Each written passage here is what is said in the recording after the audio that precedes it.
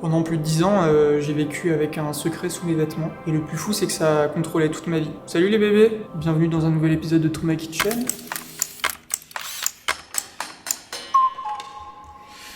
Aujourd'hui on se retrouve, il est 20h56, c'est l'édition dîner. Aujourd'hui je vais vous faire un petit dessert tout en vous racontant le plus gros trauma de ma vie après ou au même niveau que mon coming out je pense. D'ailleurs si vous n'avez pas encore vu le premier épisode de Trauma Kitchen,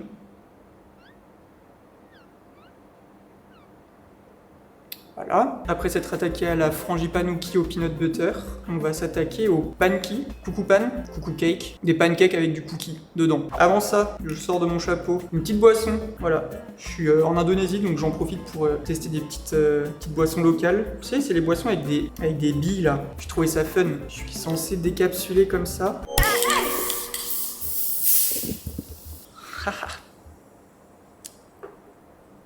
C'était pas prévu. Voilà, donc j'ai perdu un tiers de ma boisson. On va se goûter ça, c'est je pense une petite limonade au litchi.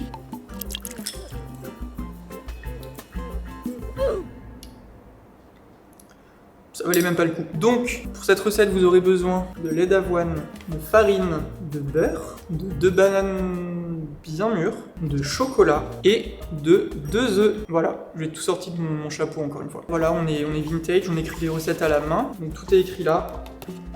Hop. Bon, on va rentrer dans le vif du sujet. J'ai subi une opération, j'ai fait de la chirurgie esthétique pour retirer un complexe qui me gâchait la vie depuis plus de 10 ans. Du plus loin que je me souvienne, le moment où j'ai remarqué qu'il y avait un souci, que j'étais complexé et que mon corps avait un petit truc que les autres n'avaient pas, c'est en 6e. Au collège, je me rappelle que on avait fait la rentrée et que sur le menu des sports de cette année-là, il y avait de la piscine. Et en fait, quand j'ai appris ça, j'ai commencé à me chier dessus. Voilà, je me suis dit que c'était impossible pour moi, puisqu'il fallait se mettre torse nu. Et le souci, c'est que j'étais très très complexé de ma poitrine. En fait, pour vous expliquer, j'avais une gynécomastie. Donc, pour ceux qui savent pas, c'est une croissance de la glande mammaire, mais du coup chez les hommes, ce qui fait que t'as un début de sein. J'essaierai de vous mettre un maximum d'archives au cours de cette vidéo pour vous montrer des photos et même des petites vidéos que j'ai prises pour illustrer tous mes propos. Et du coup, j'avais remarqué à ce moment-là que ma poitrine se développait à l'inverse de tous les autres garçons de mon âge qui n'avaient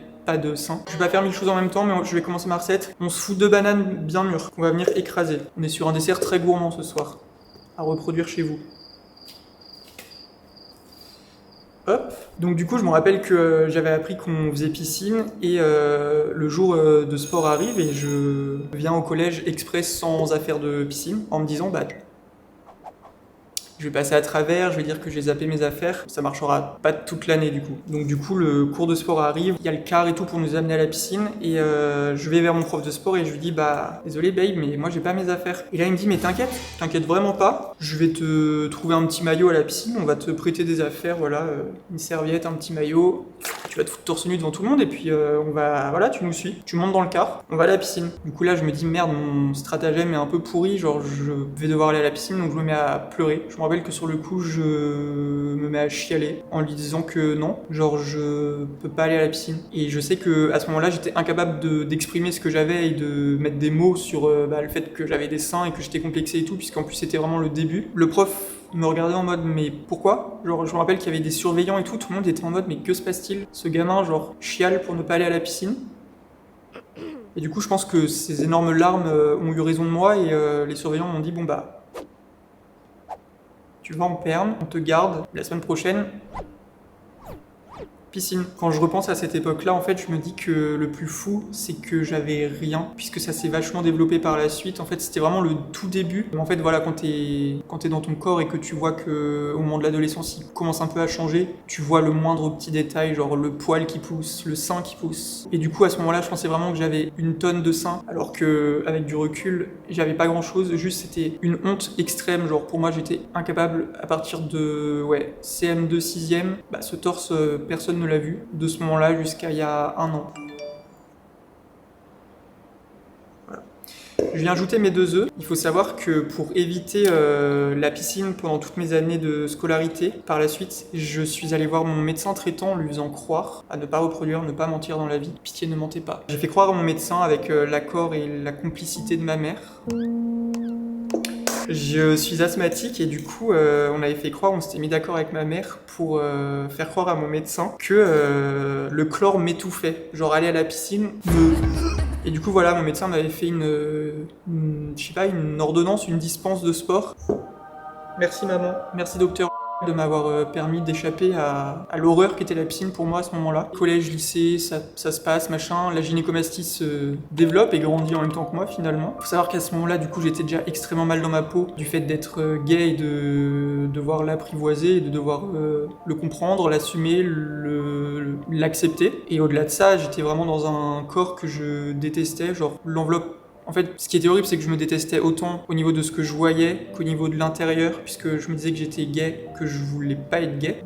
J'en ai suffisamment parlé dans le premier épisode. Et au-delà de ça, du coup, même l'enveloppe corporelle dans laquelle j'étais et avec laquelle je me présentais au monde ne me plaisait pas. Et genre, au-delà de pas me plaire, juste, ça me mettait extrêmement mal. Genre, j'étais dans un mal-être profond. J'avais un peu le sentiment d'avoir 2 secrets à garder, ce qui rendait ma vie un peu compliquée à ce moment-là. Et c'est pour ça qu'à ce moment-là, j'ai commencé à développer une fascination qui était extrême pour le torse des hommes. Genre, je rêvais d'un torse plat. Dès que je voyais un garçon avec un t-shirt et que, genre, je voyais que c'était plat, des torses nus et tout, j'étais en mode... Waouh. Pas dans le truc, genre... Et plus dans le truc genre, waouh la chance. C'était mon rêve en fait de juste d'avoir un torse plat. Donnez-moi ça et ma vie sera parfaite. Bref, je vais ajouter ma petite farine. Il faut savoir que j'ai rien pour mesurer. C'est une recette à l'œil, mais il faut 160 g de farine.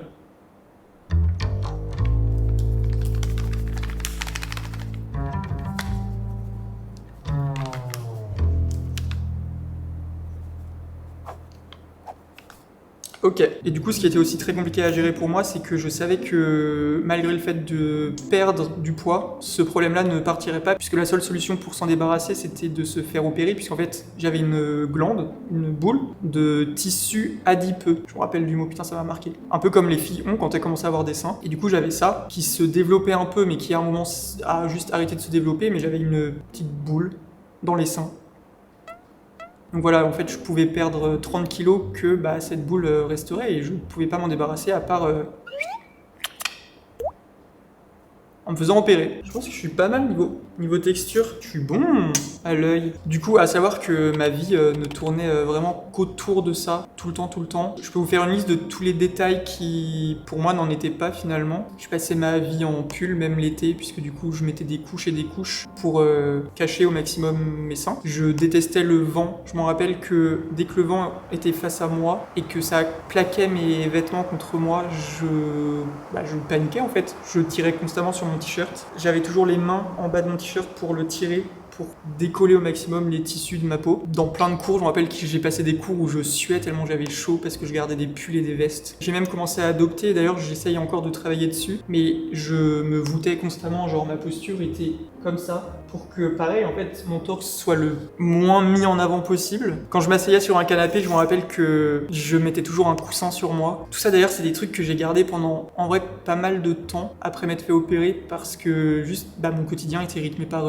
ces tics et ces trucs pour cacher mon torse. J'avais peur de tout ce qui était contact physique, genre dès que quelqu'un me serrait dans ses bras ou venait me toucher, je me rappelle que j'ai toujours eu ce truc, et ça pareil ça m'est resté, j'ai toujours eu ce truc où juste je me repliais sur moi ou alors je m'écartais et tout. Les câlins face à face, je me disais la personne va sentir que j'ai des seins contre elle, genre pour vous dire jusqu'où ça allait. Et du coup évidemment je me suis jamais mis torse nu de la 6e, voire même du CM2 je pense. Les dernières photos c'est des photos de vacances où je suis dans des piscines de camping, je pense en CM2 jusqu'en juillet 2025, ce qui fait bien 12 ans, 13 ans, sans que personne voit mon torse. Juste moi, et même moi j'avais du mal à le regarder, j'étais vraiment en mode genre dégueu. La solution que j'avais trouvée pour du coup avoir un minimum de sérénité quand on était en été, c'est que je mettais des gaines. Je sais qu'il y a certaines femmes qui utilisent ça pour aplatir leur poitrine, et d'ailleurs c'est des trucs qui étaient faits pour ça. Ça s'appelle des binders je crois. En fait c'était des gaines, très concrètement des trucs qui me compressaient et que je mettais à la base que l'été parce que je m'étais dit que c'était peut-être le moyen de pouvoir porter des t-shirts, et du coup d'avoir ma gaine en dessous qui me serrait mes seins et qui les aplatissait un peu. Mais le souci souci, c'est que je portais du coup que des t-shirts qui étaient quand même ultra larges, qui étaient noirs, parce que j'avais la phobie qu'on voit cette gaine. Ça faisait un peu comme un Marcel en fait, mais du coup en tissu très, je sais pas, un peu genre nylon, qui fait suer, qui est un peu genre élastique. Je portais que du noir puisque à travers les couleurs et à travers le blanc, on voyait les traces de cette gaine. D'ailleurs, j'ai une photo, je crois, que je peux vous mettre. Je sais pas si on va bien voir. J'ai aussi fait des trucs de fou, c'est genre d'empiler 2 t-shirts quand je voulais vraiment porter du blanc, plus ma gaine en dessous. Donc j'avais genre des couches énormes. J'ai une photo aussi de ça. J'étais au concert d'Adèle, il faisait 30 degrés et j'avais vraiment ma gaine qui me compressait, plus mon t-shirt et mon autre t-shirt par-dessus. Je mourais de chaud et j'étais juste trop content de pouvoir porter du blanc. C'est super bizarre de dire ça, mais c'était genre vraiment une couleur que je rêvais de porter. Il y a plein de vêtements que j'ai toujours rêvé de porter d'ailleurs. Ce genre de vêtements, genre un Marcel, il y a quelques années, je pensais pas pouvoir en mettre un jour dans ma vie. Voilà, on voit vraiment tout et c'est des trucs très près du corps, blanc, couleur que je ne pouvais pas porter à l'époque. Et du coup, ouais, c'était plein de petits détails comme ça qui pouvaient paraître ultra anodins pour énormément de personnes, qui pour moi juste étaient des calvaires à vivre. Je vais mettre un peu de sel dans ma... Il marche pas, c'est trop humide, du coup je suis obligé de... Hop, un peu de sel. On va s'occuper de la pâte à couper. I'm so sorry. Donc voilà, le pire c'est que ça s'arrêtait même pas juste à tous ces petits détails de la vie quotidienne, c'est-à-dire que même dans mes relations intimes, ce complexe était bien évidemment là, et il était vraiment bien là pour le coup. J'ai montré mon corps du coup à 2 personnes que j'ai fréquentées à l'époque, et voilà, c'était un énorme cap à franchir pour moi, puisque comme je vous ai dit, genre personne n'a vu mon corps de la 6e jusqu'à il y a 1 an. Sans rentrer dans trop de détails, j'ai toujours préféré les moments qui étaient vraiment très très sombres, voire même dans le noir. Voilà, j'étais ultra gêné que même la personne en face voit mon torse, alors qu'on était censé s'aimer et juste partager un moment, enfin voilà, où t'es avec la personne que t'aimes, tu vis le moment sans penser à ça, mais en fait moi c'était juste 100% dans ma tête et je pensais vraiment qu'à ça pour le coup. Quand j'y pense aujourd'hui, je trouve ça assez fou que ça a été que dans ce genre de moment et qu'avec ces personnes-là que mon torse a été genre exposé. J'arrive.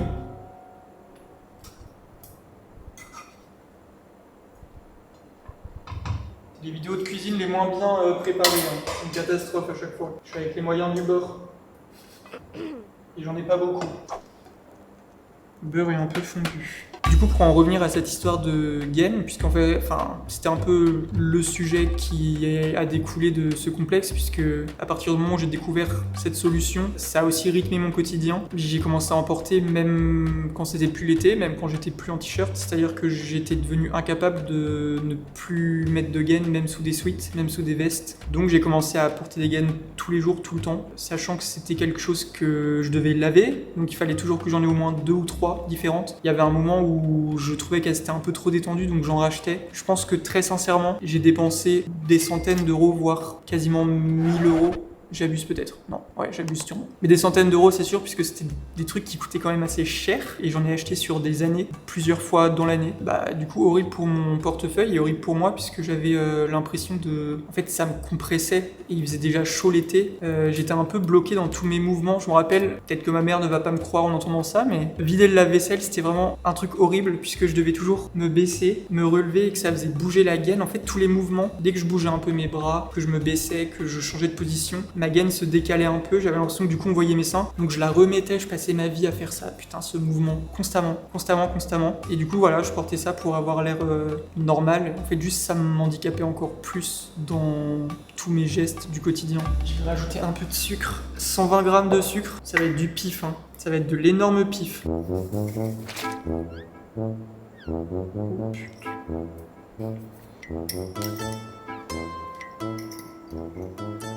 Il y a du sucre, il fallait 100 grammes de beurre, j'ai mis 200 grammes.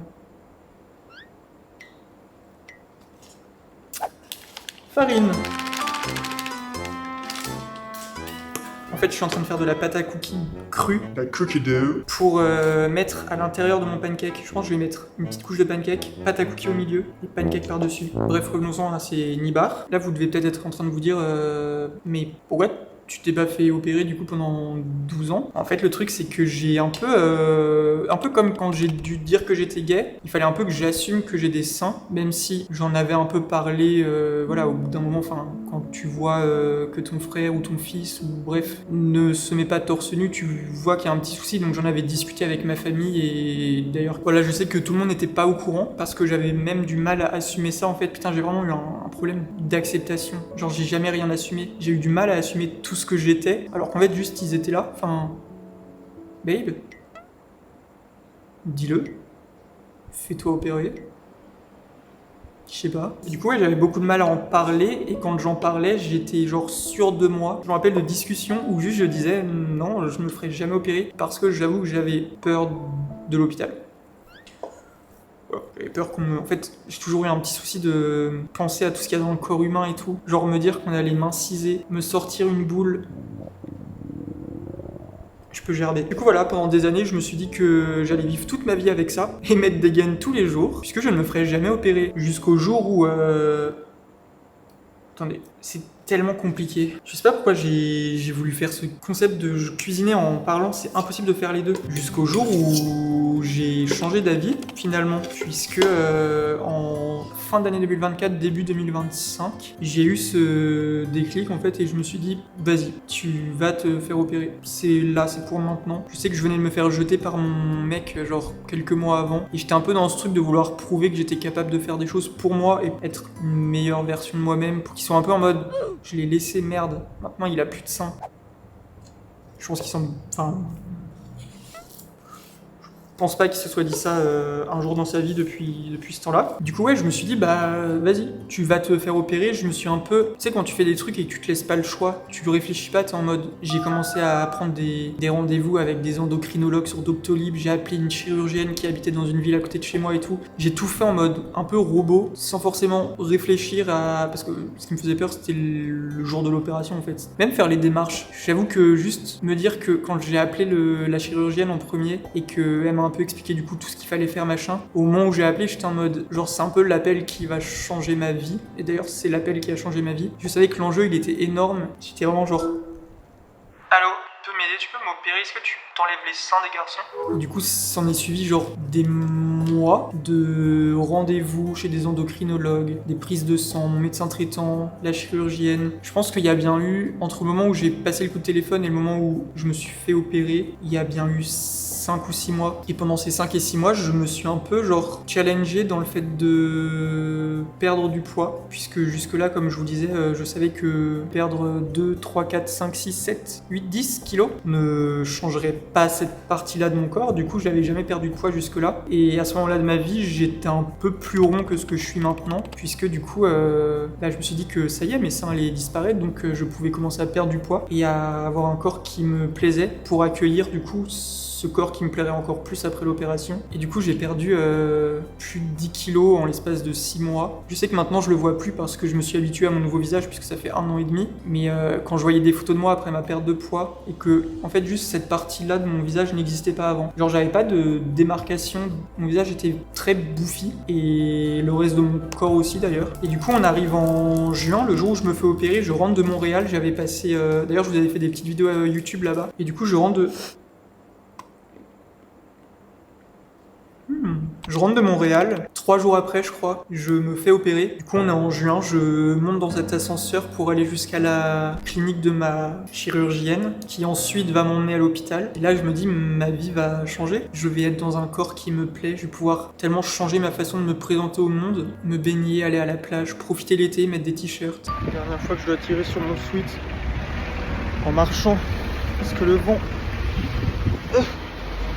J'avais un peu peur, mais beaucoup moins que ce que je pensais, bizarrement. En fait, j'ai beaucoup plus eu peur avant d'entamer les démarches que pendant les démarches et le jour de l'opération. J'étais fier de moi, j'étais très fier de moi. Je me rappelle que j'avais vraiment ce sentiment de me dire que ça y est, genre j'avais pris le contrôle sur ma vie et que j'avais résolu ce problème, même s'il n'était pas encore résolu. Je savais qu'il n'y avait plus qu'à se faire opérer et que je me réveillerais de cette anesthésie changé, heureux et bien dans mon corps. J'avais vraiment cette impression de changé de vie. Je savais que c'était le jour où ma vie allait changer. Je me suis fait opérer super tard. J'ai le souvenir genre de me réveiller et d'être en mode qu'est-ce qui s'est passé, il est minuit, 1h du matin d'ailleurs, ils m'avaient pas apporté mon repas. Vu que j'étais arrivé un peu tard dans ma chambre, ils avaient sauté mon repas. J'étais vraiment en mode...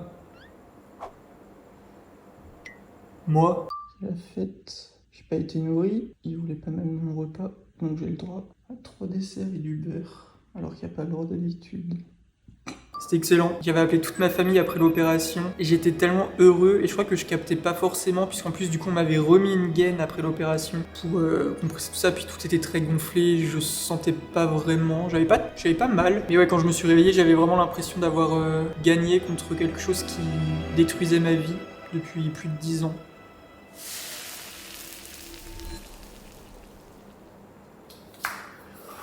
Je fais des pompes parce que je suis quand même très moulé dans ce t-shirt et je suis pas encore 100% confiant dans mon corps. On en reparlera à la fin. On va passer à la cuisson. J'ai ma petite pâte à pancake, ma cookie dough. C'est excellent, tout bonnement. Goûtez le sucre. J'ai aucune idée de ce que ça peut donner. Hein. Alors vraiment, je teste en même temps que vous. Du coup, pour vous parler quand même d'après l'opération, je me suis donc réveillé très heureux. J'ai fait mes adieux à l'hôpital et je suis rentré chez moi complètement shooté, mais très heureux. Attendez, c'est chaud. Une cuillère de cookie dough et je vais remettre un peu de pâte par-dessus. Vous savez ce qu'on dit des premiers. Première crêpe, premier pancake, premier coucou pan. Lui, il sera pas bien. Ceux d'après, ils arrivent. Ouh! Je vais me le goûter direct. J'ai aucune patience. Oh,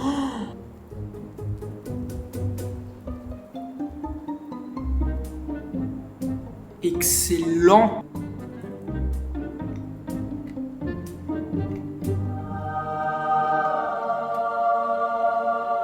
Waouh, waouh, waouh, waouh, waouh, waouh, waouh, waouh. J'ai eu un nouveau de crin, un monstre. Waouh! En fait, ça réunit tout.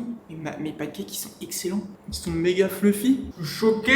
Faut que j'immortalise ce moment. Rendez-vous sur mon Insta, hein, si vous voulez des backstage de vidéos et tout. Je m'occupe de faire tous les pancakes et on parle de l'après-opération. Ça va être excellent. Vous allez voir dans quelques secondes une pile de pancakes. Et pourquoi personne n'a inventé ça? J'ai jamais vu ça de ma vie quelque part. Hein. Je veux pas me jeter tous les mérites et tous les crédits, mais le coucou pan.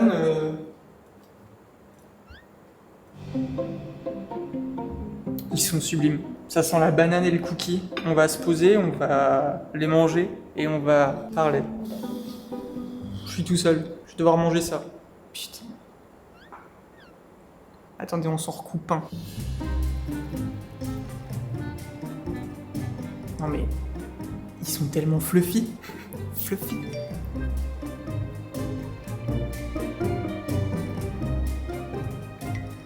Pourquoi j'ai jamais vu ça quelque part? Je vais ouvrir mon coffee shop, je vais vous proposer tellement de recettes. Des coucou pan, de la frangipane-outil. C'est excellent. Bref, du coup, une fois l'opération faite, c'est vrai que je me suis dit que ça allait être un peu compliqué de réapprendre à vivre, sachant que j'étais persuadé que le complexe allait me suivre en fait. J'étais persuadé qu'il allait me falloir, je sais pas, genre des années avant de pouvoir me montrer mon torse, avant de pouvoir remettre des t-shirts, avant de pouvoir me sentir bien dans mon corps. Je devais porter une gaine pendant, je sais plus, 2 mois, je crois, après l'opération, sachant qu'on était en plein été et que du coup, j'étais en mode, ok, l'histoire se répète. Je dois reporter une gaine, il fait super chaud, je peux même pas profiter de mon torse. Bon, après, c'est les procédures quoi, juste tu dois porter une gaine pour pas avoir d'œdème, pour que tout soit lisse, machin. J'étais en mode, je suis toujours pas libéré de ce truc là et j'étais tellement impatient de pouvoir juste vivre dans mon corps. Physiquement c'était parti, mais mentalement il me fallait encore un peu de temps pour apprendre à vivre comme ça. Le moment un peu marquant de l'après-opération, c'est le moment où déjà je suis allé chez ma chirurgienne et j'ai pu voir mon torse. On m'a enlevé les pansements, que d'ailleurs il y avait un infirmier qui venait chez moi tous les jours pour me soigner, enfin pour genre me désinfecter, machin. J'étais incapable de regarder mon torse. Je me rappelle que à chaque fois il me disait est-ce qu'aujourd'hui genre tu veux regarder? Et j'étais en mode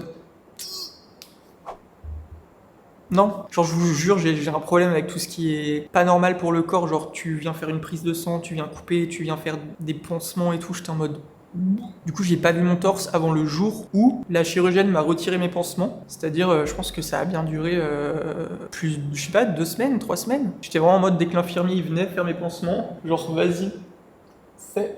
Du coup, moment marquant, évidemment, c'est le jour où je suis allé dans le cabinet de la chirurgienne et qu'elle m'a retiré mes pansements et qu'il y avait un grand miroir plein pied. Je me suis levé et je me suis regardé et j'ai vu mon torse qui était genre plat. Comme le torse que j'avais toujours vu chez les hommes et comme le torse que j'avais toujours rêvé d'avoir et autour duquel j'avais créé toute une fascination depuis l'adolescence. Et j'avais pris quelques photos et j'étais en mode genre là c'est moi, je vais vivre comme ça, je vais pouvoir vivre simplement dans un corps qui me plaît.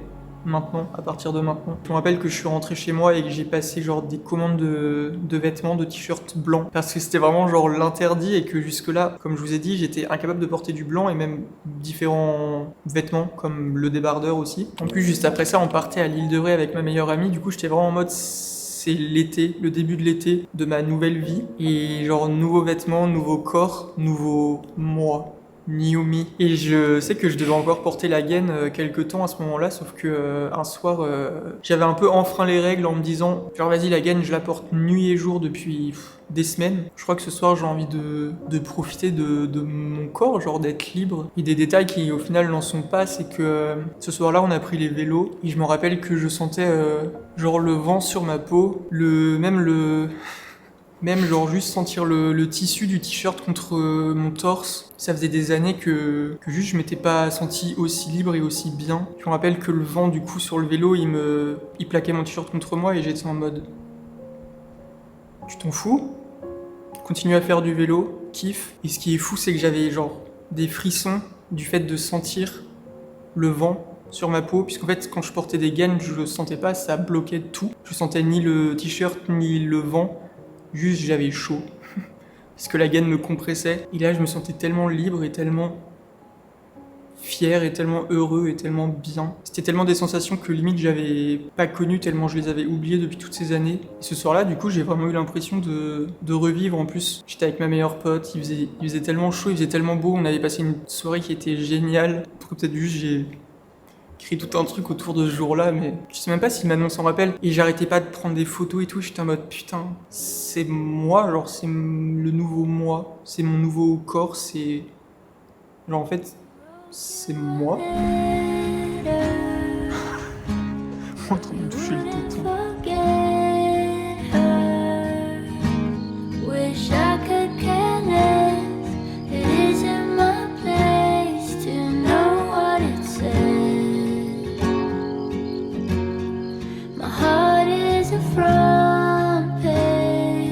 Je me rappelle que dans les jours qui ont suivi, je prenais des photos et des vidéos de moi dans la rue qui marchait avec mes t-shirts. Mes t-shirts, j'avais acheté des t-shirts exprès qui étaient un peu trop petits pour moi parce que je voulais me forcer à assumer, genre d'avoir les t-shirts très près du corps. Et c'est un truc que j'ai un peu gardé d'ailleurs maintenant. Je sais que mes t-shirts sont parfois un peu courts, un peu...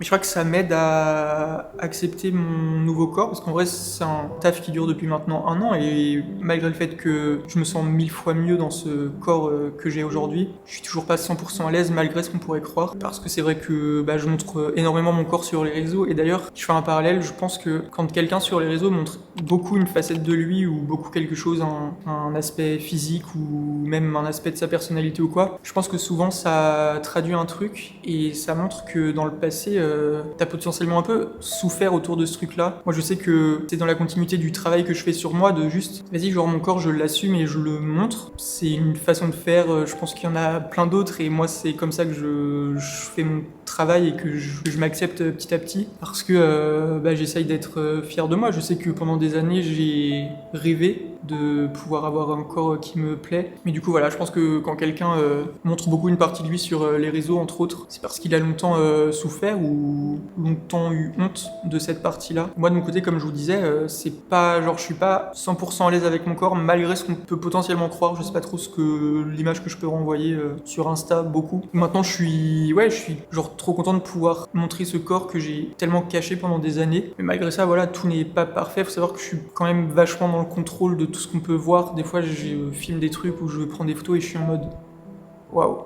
Genre mes vieux démons reviennent et je suis un peu en mode c'est pas ouf. Genre il y a encore des moments où genre je me trouve où j'ai l'impression que j'ai grave des seins, ou genre ça se voit que j'ai été opéré, ou que voilà, même si en vrai c'est quasiment invisible et que je pense que c'est énormément dans ma tête, ça restera sûrement toute ma vie et je serai jamais 100% au point et je serai jamais 100% aligné bah là-dessus. Pour ceux qui veulent voir un avant-après, je sais pas si j'assumerai. Parce qu'en vrai, ces photos-là, je crois que je les ai montrées genre à personne d'autre que ma sœur. Si j'ai les couilles de le faire, je mettrai à l'écran le avant-après. Peut-être que certains ne verront pas de différence. Moi, je la vois. Parfois, je la vois moins, comme je vous dis. Parfois, j'ai vraiment l'impression que je me suis pas fait opérer et que mes seins ont repoussé. Mais voilà, en tout cas, je suis super fier de moi. Et je suis tellement heureux pour le moi qui a quelques temps, qui peut maintenant s'habiller comme il veut, qui peut maintenant se mettre torse nu l'été, qui peut même juste porter un t-shirt blanc et qui peut profiter de la vie beaucoup plus simplement que ce qu'il essayait de faire il y a quelques années. Je suis trop fier d'avoir sauté le pas et d'avoir pris mon courage à deux mains en prenant ce téléphone et en appelant cette chirurgienne, puisque cette opération a très clairement changé ma vie. Je pensais pourtant qu'elle changerait juste mon corps, et en réalité elle a totalement changé ma vie. Voilà. Sur ce, moi je vais vous laisser, vous savez tout de moi. Là j'ai l'impression que vraiment, les 2 premiers épisodes que j'ai faits, c'est vraiment les 2 plus grosses parties de moi. Genre, en me livrant sur ces 2 points-là, je pense qu'on peut dire que vous me connaissez très, voire trop bien. N'hésitez pas à reproduire cette recette, genre... C'est absolument divin. Je vous mets les quantités, les vraies, pas celles approximatives, même si ça marche aussi. C'est délicieux. Refaites ça, sentez-vous bien dans votre corps, faites-vous kiffer. J'espère que cette vidéo vous a plu. N'hésitez pas à me dire ça dans les commentaires. N'hésitez pas à me dire si vous avez des idées d'évolution autour de ce format. Je me disais que je pouvais peut-être inviter des gens pour qu'ils parlent eux aussi de leur trauma et qu'on puisse un peu échanger autour de ça. Et puis moi je vous retrouve la semaine prochaine. C'était la dernière vidéo à Lombok. I'm so sorry. En même temps, on était dans ma cuisine, vous avez rien vu de Lombok. On se retrouve la semaine prochaine pour une nouvelle vidéo de retour en France. Oui. Et puis d'ici là, prenez soin de vous. Bonne nuit.